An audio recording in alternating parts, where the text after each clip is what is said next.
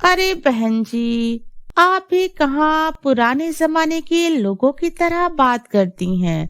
हम लोग नए जमाने के लोग हैं और हमारी सोच भी एकदम नई है।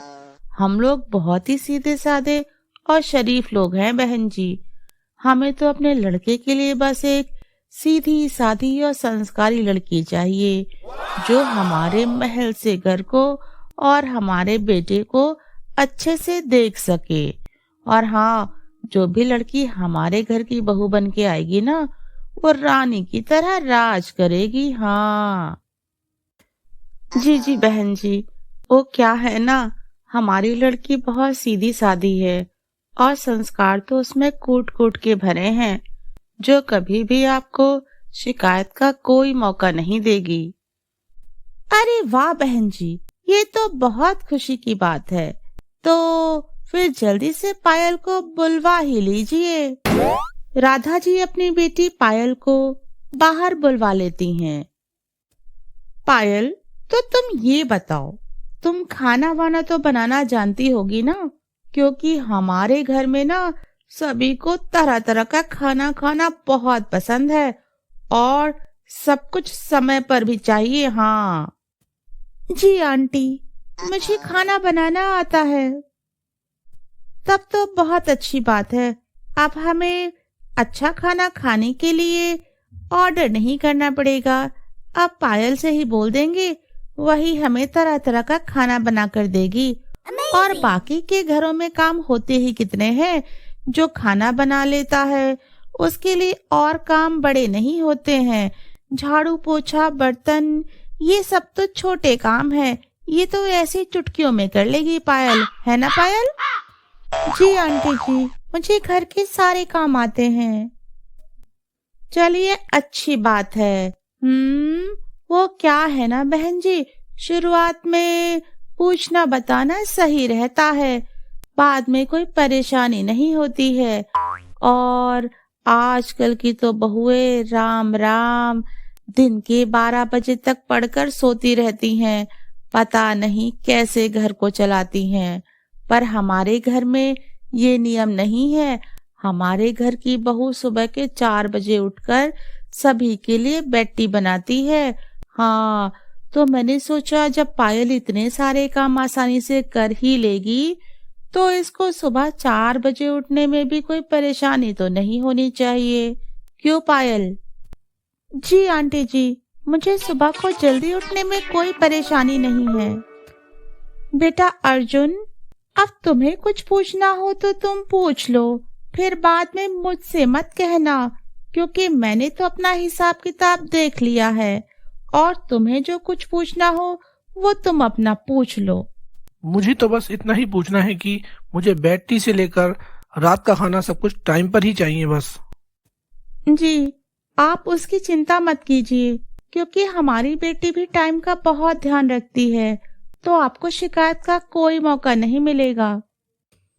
अरे वाह समधन जी, ये तो बड़ी खुशी की बात है। इसी बात पे जाइए और लड्डू बांटिए।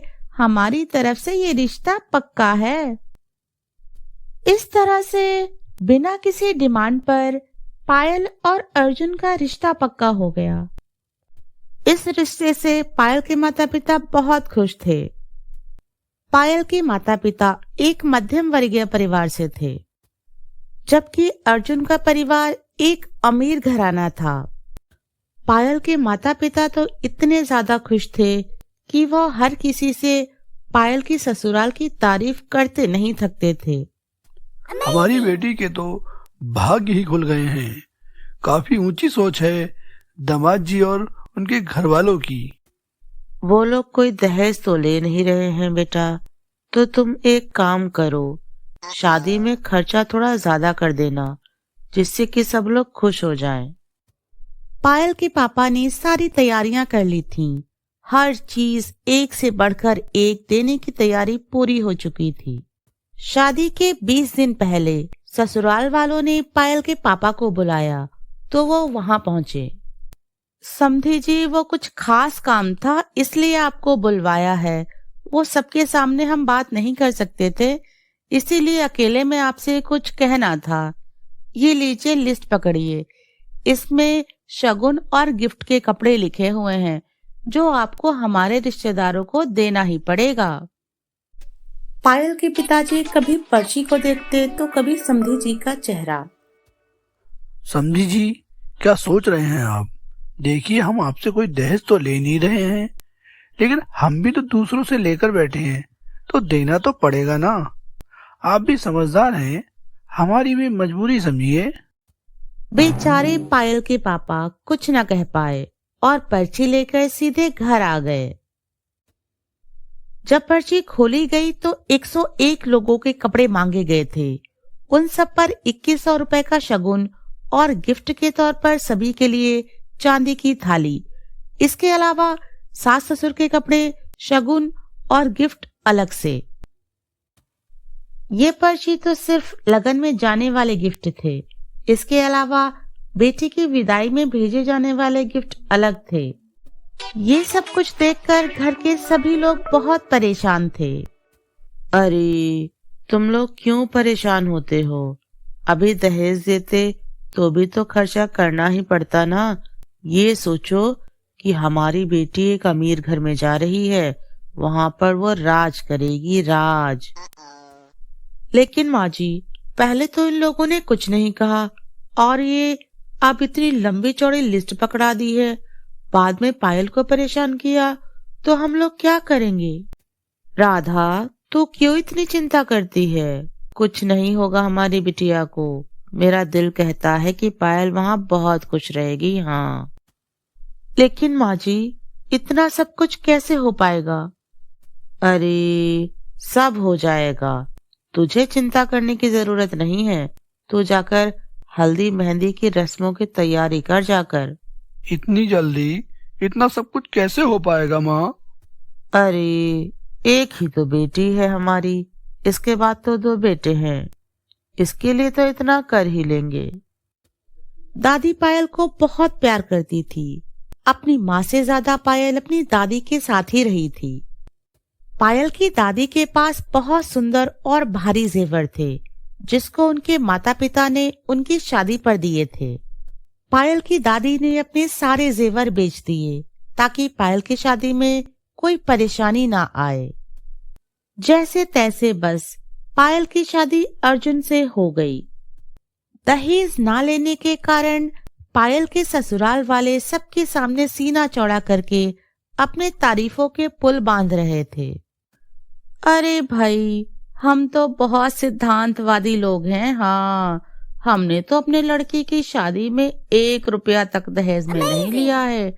बस एक जोड़े कपड़े में बहू को ले आए घर में। हाँ, अरे, एक से बढ़कर एक रिश्ते आ रहे थे हमारे बेटे के लिए, जो मुंह मांगी कीमत देने को तैयार थे। पर हम भी समाज को दिखाना चाहते थे कि बिना दहेज की भी शादी हो सकती है, और हमने वो शादी की है। हाँ। अरे सरला, तूने तो बड़ा महान काम किया है। तेरी तो फोटो भी टीवी पर दिखाई गई है कि दहेज के बिना दुल्हन ले आए हैं। हाँ, पर सच्चाई तो पायल को ही पता थी, लेकिन वो किसी से कुछ भी नहीं कह सकती थी। लेकिन कड़वी सच्चाई ये है कि लड़की की शादी के बाद लड़की के माता पिता के लिए तो रीति रिवाज कभी खत्म होने का नाम ही नहीं लेते हैं। आज ये त्योहार तो कल वो त्योहार, कभी दामाद का जन्मदिन तो कभी समधी जी का, लेकिन इन सब में ससुराल वाले लड़की के माता पिता से जितना निकलवा सकते हैं निकलवा ही लेते हैं। पायल के माता पिता को हर बार उनकी डिमांड पूरी करने के लिए कर्ज लेना पड़ता था, और इस तरह से वो पूरी तरह से कर्ज में डूब गए। तो दोस्तों, हमारी इस कहानी का अगला भाग देखने के लिए हमारे चैनल को लाइक, शेयर और सब्सक्राइब करना मत भूलिएगा। Thanks for watching this video.